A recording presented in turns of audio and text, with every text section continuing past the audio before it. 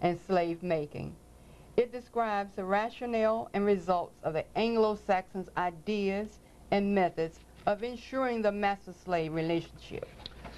Hey, you know, this is something. I said before that we are the offspring of test tube babies. This method was scientific. It was scientific. It was just like dipping you in the test tube and you coming out a different person.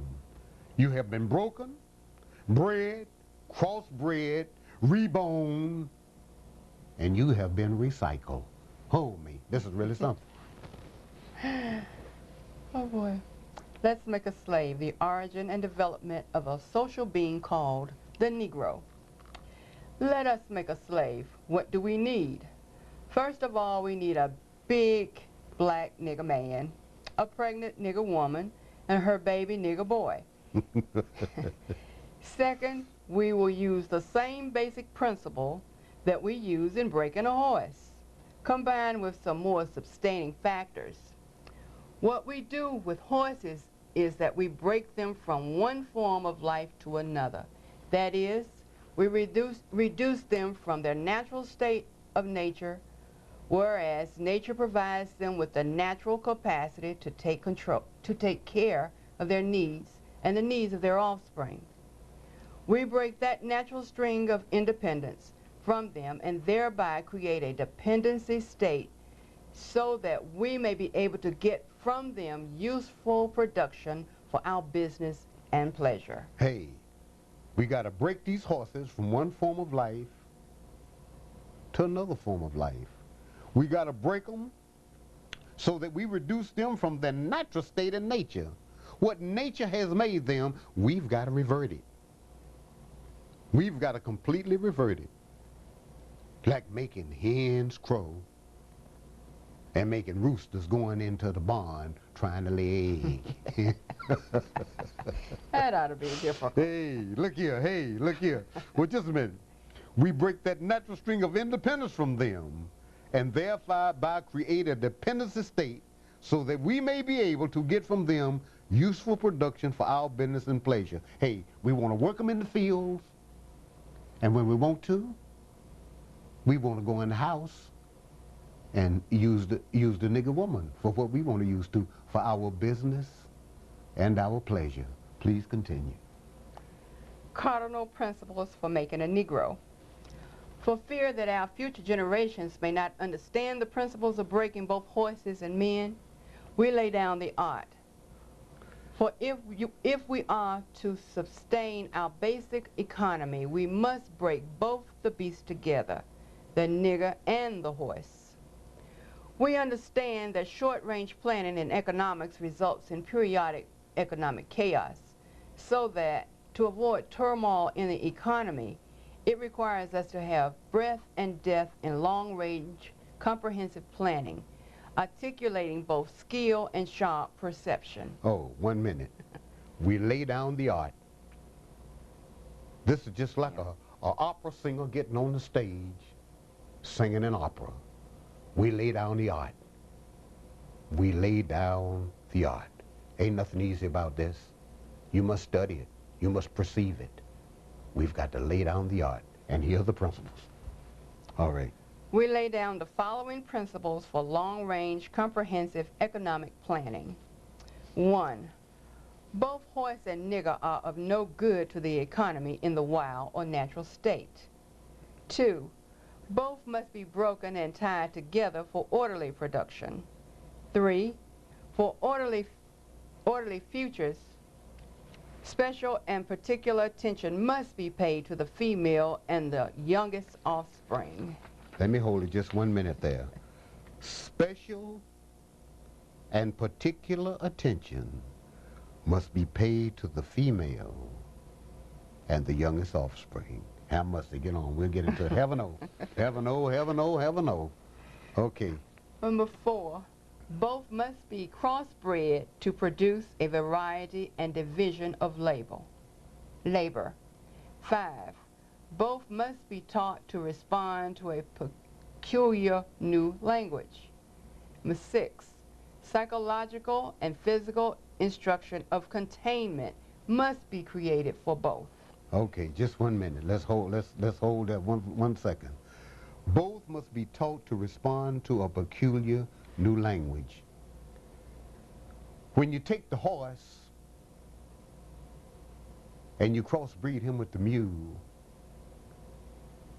and you get a dumb, backward ass, long-headed mule who doesn't know his ass from a hole in the ground, that is not reproductive, not productive by itself, you got to teach him a brand new language. Because he don't know what he is when he becomes a mule. He doesn't know what he is or where he came from.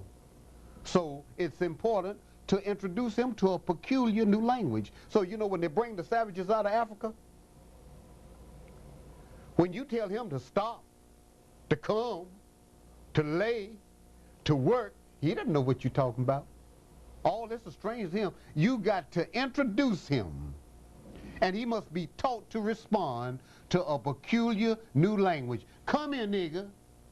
You got to know what that means, because he's never been talked to like this before. Okay? And I find that the most spectacular thing is the fact that they want to contain you. They got to put you in your place. You know, we got the horses over here, and we got the niggers over here, and then you stay here until I tell you to leave from here. Yeah, well, you know, That's just like, amazing. look at, just like our wonderful ex-president Truman said, niggas need to stay in their place. Well, yeah, Yeah. that's true. He said, if they come in my business, I throw them out. And the ex-president, and before he became the president, referred to niggers and coons when he's referring to black people, and always that they should stay in their place. So like you were saying, Mrs. SRucker, psychological and physical instruction of containment must be created for both. Okay, Yeah. let's go.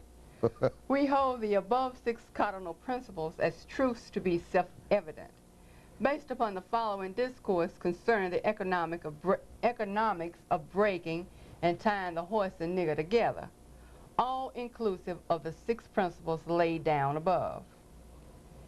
Neither principles alone will suffice for good economics.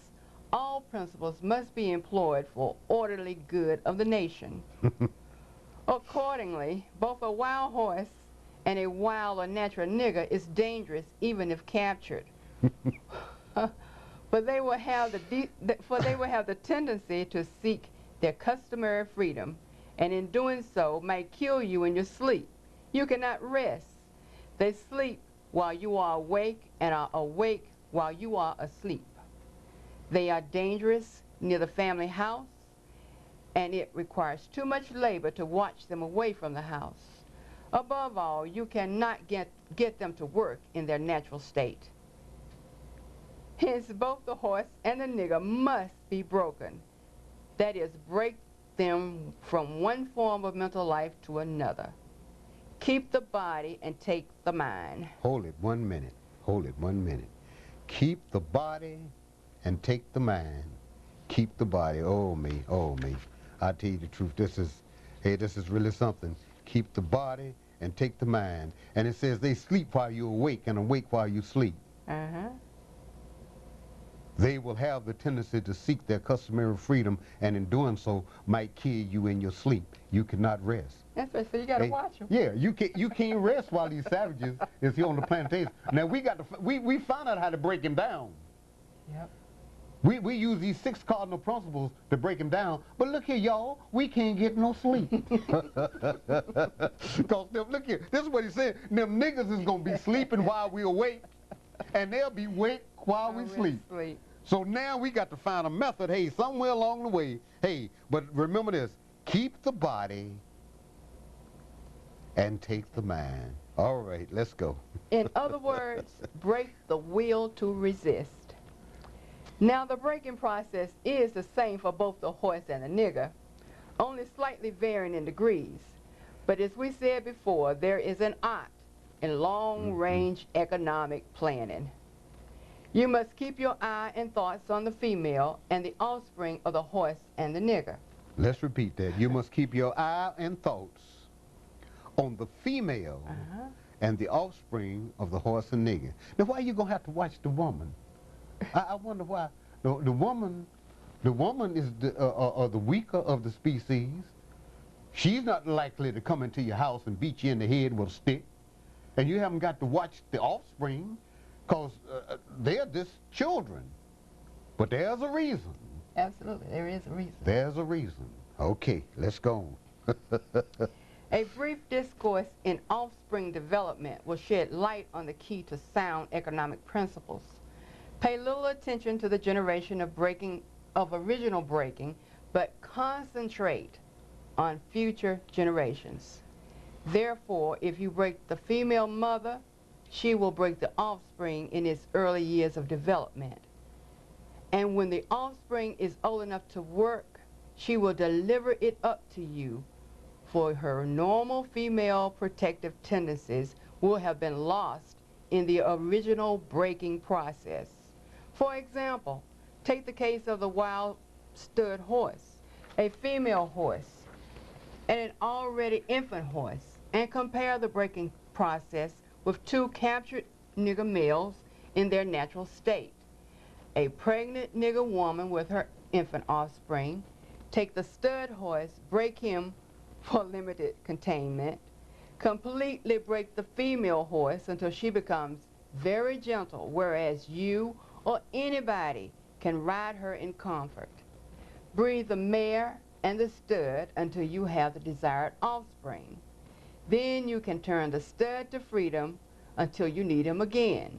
Train the female horse whereby she will eat out of your hand, and she will in turn train the infant horse to eat out of your hand. Also. Okay, hey, look here. Now just listen here. They're comparing horses with niggers. Train the female horse whereby she will eat out of your hand. And she will in turn train the infant horse to eat out of your hand also. And what it means when they're talking here about comparing the horses and breaking them together, train the female nigger where she will eat out of your hand. And she will in turn train the little nigger infant to come up and eat out of your hand also. It's a scientific art. This is what we've been through. Why are we the way we are? We love those who hate us and hate those who love us. What manner of people are we? Why are we the way we are? These are the reasons. These are the reasons. I'm going to give them to you. I'm going to give them to you. This is Willie Lynch at his greatest. Okay. When it comes to breaking the uncivilized